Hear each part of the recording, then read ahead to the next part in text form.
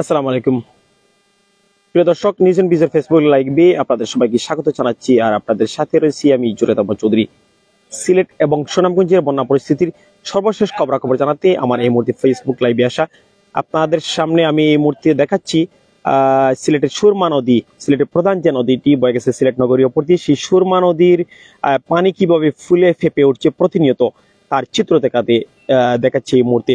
এই সুরমা নদী তার প্রতিনিয়তই কিন্তু পানি বৃদ্ধি পাচ্ছে। গেল এক সপ্তাহ থেকে সিলেটে টানা বৃষ্টিপাত চলছে এবং সেই বৃষ্টিপাত এবং ভারতের উজান থেকে নেমে আসা পাহাড়ি ডলে এই দুইয়ের ফলে সিলেটের সবকটি নদীর পানি কিন্তু অব্যাহতভাবে বৃদ্ধি পাচ্ছে। ইতিমধ্যেই সিলেটের সুরমা নদীর কয়েকটি জায়গায় বিপদ সীমার ওপর দিয়ে পানি প্রবাহিত হওয়ার খবর জানিয়েছে পানি উন্নয়ন বোর্ড। এবং আবহাওয়া অফিস জানিয়েছে যে গতকাল সিলেটে 125 মিলিমিটার বৃষ্টিপাত রেকর্ড করা হয়েছে এবং এই জুন মাসে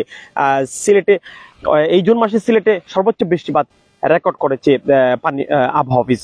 এবং আবহাওয়া অফিস আগেও জানিয়েছিল যে এই বৃষ্টির সময় অর্থাৎ এই মৌসুমে সিলেট 1400 মিলিমিটার বৃষ্টিপাত হওয়ার সম্ভাবনা রয়েছে, কারণ ইতিমধ্যে কিন্তু অনেক বৃষ্টিপাত আকাশ থেকে ঝরেছে, সেটি কিন্তু আবহাওয়া অফিস জানিয়েছে। আপনাদেরকে আরেকটি তথ্য জানিয়ে রাখি, গতকাল গিয়ে সুনামগঞ্জের সাল্লা সরকারি কলেজের সামনে বন্যার পানি স্রোতে পড়ে এক মা তার 2 বাচ্চা সহ নিখোঁজ হয়েছিলেন এবং তাদের মধ্যে একজনের আজকে সকাল 11টার দিকে সেই মায়ের মরদেহ পানির মধ্য থেকে উদ্ধার করা হয়েছে এবং এখন পর্যন্ত দুপুর 1টা পর্যন্ত নিখোঁজ 2টি বাচ্চার কোনো হদিস এখন পর্যন্ত পাওয়া যায়নি। এবং সিলেটের গোয়ানঘাট উপজেলার নিম্নাঞ্চল ইতিমধ্যে প্লাবিত হয়ে পড়েছে। গোয়ানঘাট উপজেলার প্রায় সবকটি ইউনিয়নের সাথে উপজেলা সদরের সাথে সড়ক যোগাযোগ বিচ্ছিন্ন হওয়ার খবর আমরা গতকালকে পেয়েছিলাম। এবং গতকালকে যে পরিমাণ বৃষ্টিপাত হয়েছে এবং উজান থেকে যেভাবে নেমে আসছে পানি, নিশ্চয়ই গোয়ানঘাট উপজেলার বন্যা পরিস্থিতির আরো একটু হয়তো খারাপের দিকে যাওয়ার সম্ভাবনা রয়েছে। এই সুরমা নদীর যদি আমি আপনাদেরকে আরেকটি কথা বলে দিতে চাই, কারণ এবারের যে বন্যা যেটি আমরা লক্ষ্য করছি, এই প্রতি বছর এভাবে কিন্তু বন্যা যখন হয় কখনো নদীর পানি খুবই দ্রুত বৃদ্ধি পায় আবার দ্রুত নেমে পড়ে। এবার কিন্তু পানিটা বাড়ছে কিন্তু খুবই ধীর গতিতে, অর্থাৎ ধীর গতিতে পানি বাড়লে পানি যখন নামে সেটাও কিন্তু ধীর গতিতে নামে, অর্থাৎ তখন এভাবে যদি পানি ধীরে ধীরে বাড়তে থাকে এবং সিলেটের বন্যা পরিস্থিতি খারাপের দিকে যায়, তখন বন্যার পানি নেমে পড়বে না খুব দ্রুতভাবে, সেটা অনেকটাই বলা যায়। কারণ কয়েক বছরের অভিজ্ঞতা থেকেই আমি এই বিষয়টি আপনাদের সামনে আমি উপস্থাপন করলাম। এবং আকাশের যদি অবস্থা আপনাদেরকে দেখাই, আকাশে এই মুহূর্তে প্রচুর পরিমাণ মেঘাচ্ছন্ন অবস্থায় রয়েছে। আকাশের যে কোনো সময় আবারও বড় রকমের বৃষ্টিপাত সিলেটের ওপর দিয়ে বয়ে যেতে পারে। এবং আজকে সকাল থেকে মুষলধারে বৃষ্টিপাত হচ্ছে সিলেটে। গতকাল বিকেল 3টার আগ পর্যন্ত একটানা বৃষ্টিপাত হয়েছিল, বিকেল 3টার পর থেকে তেমন বৃষ্টিপাত ছিল না, অর্থাৎ রাতেও বৃষ্টিপাত তেমন হয়নি। তবে আজকে সকাল থেকে অর্থাৎ ভোর থেকেই মুষলধারে বৃষ্টিপাত হয়েছে সিলেটের ওপর দিয়ে। গত 24 ঘন্টায় সিলেটে 125 মিলিমিটার বৃষ্টিপাত রেকর্ড করেছে আবহাওয়া অফিস। আমি লাইভে সংযুক্ত হয়েছে সিলেটের মেন্দিবাগ এলাকা থেকে। সেখানে ঠিক ক্যামেরার সামনে দেখতে পাচ্ছেন যে সিলেটের সুরমা ব্রিজ অর্থাৎ শাহজালাল ব্রিজ, যেটিকে সিলেটের নতুন পুলিশ অফিস সিলেটের মানুষ আমরা চিনে থাকি, সেই ব্রিজের একেবারে কাছ থেকে দাঁড়িয়ে মূলত আমি লাইভে সংযুক্ত হয়েছি। এবং এখানে যে ওয়াকওয়েটি নির্মাণ করা হয়েছে, এই ওয়াকওয়েটি আপনি যদি আসতে চান সিলেট শহর থেকে, অর্থাৎ আপনি যদি দক্ষিণ সুরমার দিকে যান শাহজালাল ব্রিজ হয়ে, সেখানে এই হাতের বাম পাশ দিয়ে নতুন ব্রিজে ওঠার হাতের বাম পাশ দিয়ে নামলে আপনি এই ওয়াকওয়েটি ঘুরে ঘুরে সুরমা নদীর পানি আপনি এক নজর দেখতে পারবেন। এবং আপনাদের নিশ্চয়ই মনে আছে গেল বছরের বন্যার কথা, সিলেটের সবচেয়ে ভয়াবহ বন্যা হয়েছিল গেল বছরের এই জুন মাসে। গেল বছরের 17 জুন একটানা বৃষ্টিপাতের ফলে বিকেল থেকে সিলেটে ভয়াবহ বন্যা দেখা দিয়েছিল। অনেক মানুষ সেই বন্যায় মারা গিয়েছিলেন এবং কয়েক লক্ষাধিক মানুষ পানিবন্দী হয়েছিলেন, কয়েক হাজার ঘর বাড়ি বন্যায় ক্ষতিগ্রস্ত হয়েছিল। এবং মে মাসে গেল বছরের প্রথম দফা বন্যা হয়েছিল এবং জুন মাসে দ্বিতীয় দফা বন্যা হয়েছিল। এবং সেই জুন মাস এবছরই, এবং এই জুন মাসে আবারও এই বন্যার যে উপক্রম এই মুহূর্তে দেখা দিয়েছে, তাতে মানুষের মধ্যে শঙ্কার অর্থাৎ আতঙ্কের শেষ নেই। সিলেট এবং সুনামগঞ্জের যদি কথা আপনাদেরকে জানিয়ে রাখতে চাই, সুনামগঞ্জের ইতিমধ্যেই প্রায় বেশ কয়েকটি উপজেলায় ইতিমধ্যেই হাওরে পানি বেড়েছে, নদ-নদীতে পানি বেড়েছে, অনেক জায়গায় ইতিমধ্যে কিন্তু নিম্নাঞ্চলগুলো ইতিমধ্যে কিন্তু প্লাবিত হয়েছে। নদ-নদীর পানি অর্থাৎ নদীর বাঁধ ভেঙে লোকালয়গুলোতে অব্যাহতভাবে পানি প্রবেশ করছে এবং অনেক জায়গায় ইতিমধ্যে বন্যার পানিতে তলিয়ে গেছে, সেটা আমরা অনেক ভিডিওতে আমরা ইতিমধ্যেই আমরা দেখেছি।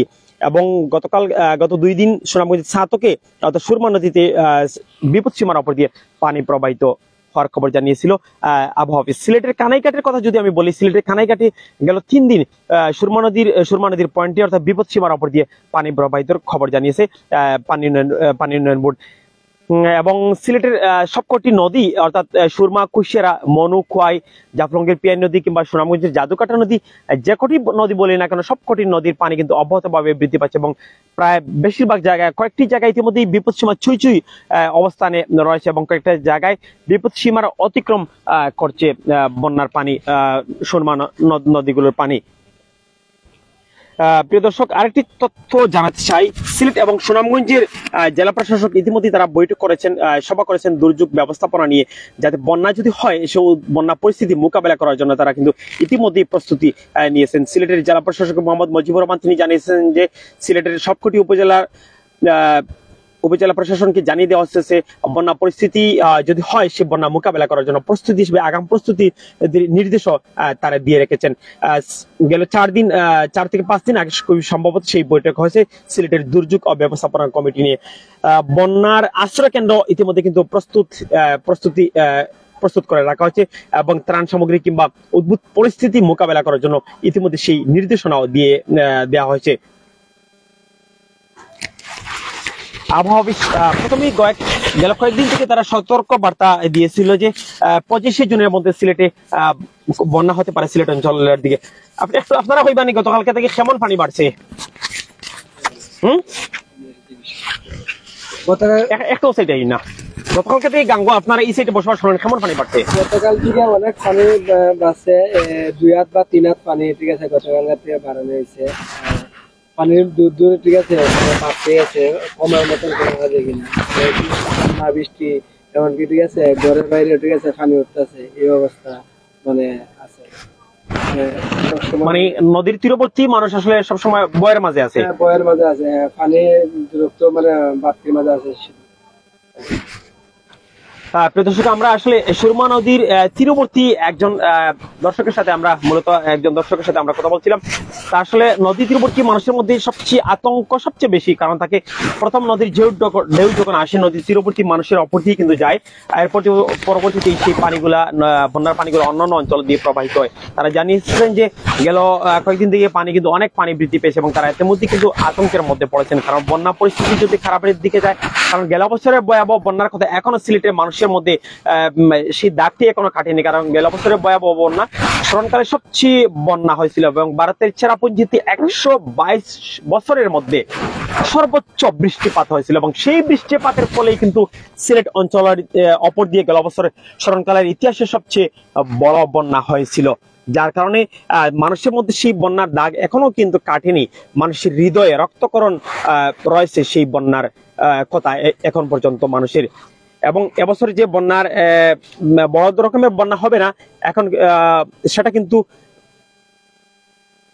অনেকটাই বলা যায়, কারণ বন্যা হতে পারে, কারণ প্রতিটা নিয়তই আবহাওয়া অফিস বার্তা দিয়ে যাচ্ছে এবং আকাশের যে অবস্থা, এবং ভারতের কিন্তু সিকিমে ইতিমধ্যে কিন্তু বন্যা দেখা দিয়েছে।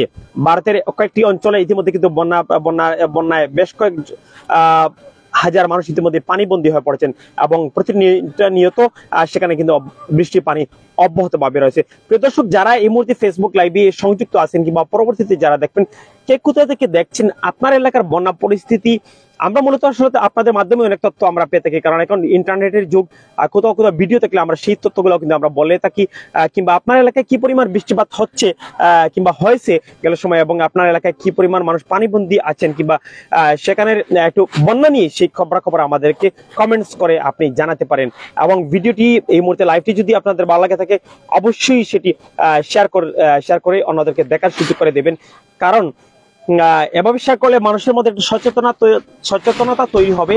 আর যদি বন্যা পরিস্থিতি হয়, সেই বন্যা মোকাবেলার জন্য মানুষ কিন্তু আগাম প্রস্তুতিও মানুষ নিয়ে রাখতে পারেন, কারণ বন্যা যদি হয় আশ্রয় কেন্দ্র কিংবা মানুষ নিরাপদ দূরত্বে যাওয়ার জন্য কিংবা পশু যেগুলা রয়েছে সেগুলাকে নিরাপদে রাখার মানুষকে প্রস্তুতি আগেই নিয়ে রাখতে হবে, কারণ বন্যা হলে মানুষ সচরাচর নিরাপদ দূরত্বে যাওয়ার চেষ্টা করেন, কিন্তু পশু পাখিগুলো অর্থাৎ গবাদি পশু সেগুলা কিন্তু বন্যার পানিতে অনেক সময়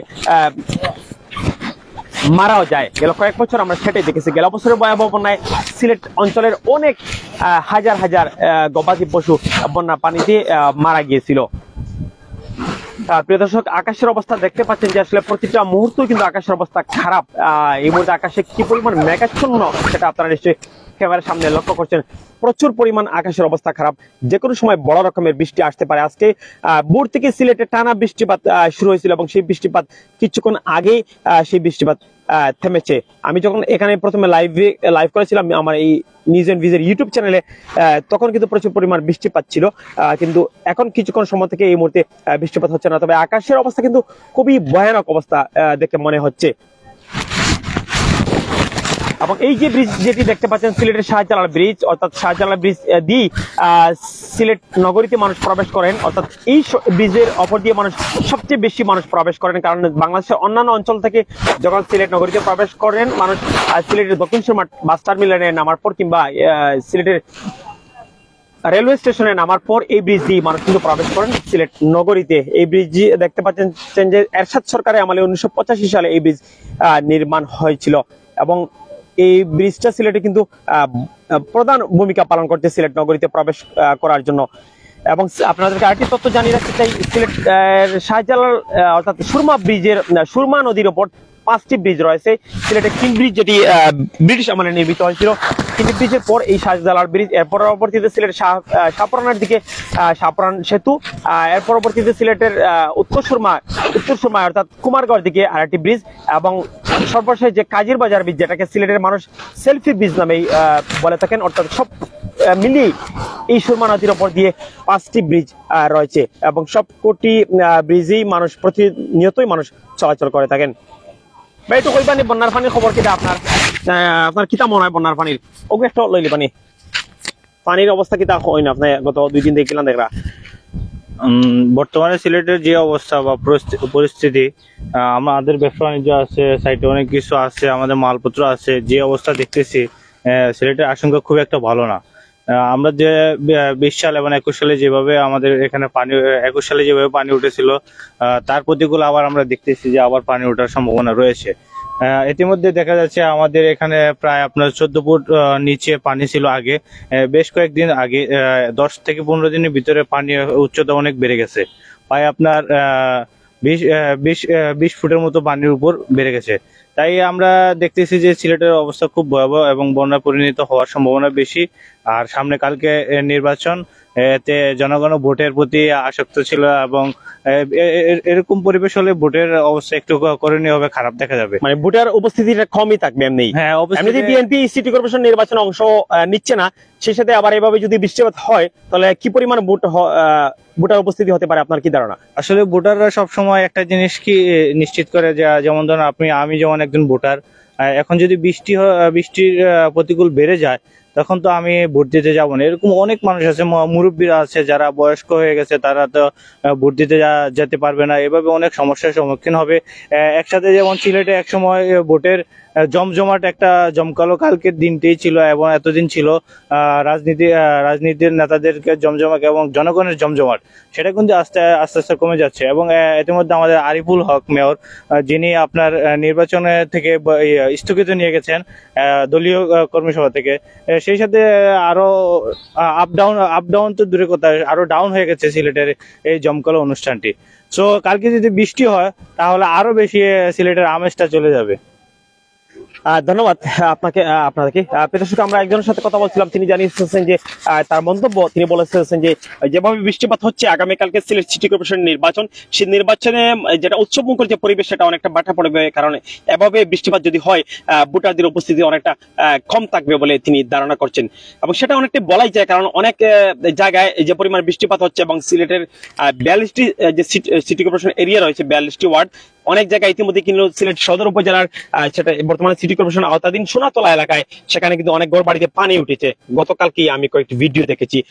এভাবে যদি অব্যাহতভাবে বৃষ্টিপাত হয় তাহলে ভোটারদের উপস্থিতি আরো অনেকটা কমে যাবে, কারণ এমনিতেই বিএনপি এই সিটি কর্পোরেশন নির্বাচনে অংশ নেয়নি, আরিফুল চৌধুরী নির্বাচন করছেন না, তিনি বর্তমান মেয়র, যার কারণে এবং বৃষ্টিপাত এই দুইয়ের ফলে কিন্তু ভোটারদের উপস্থিতি অনেকটা কম থাকবে বলে ধারণা করছেন অনেক মানুষজন ইতিমধ্যেই।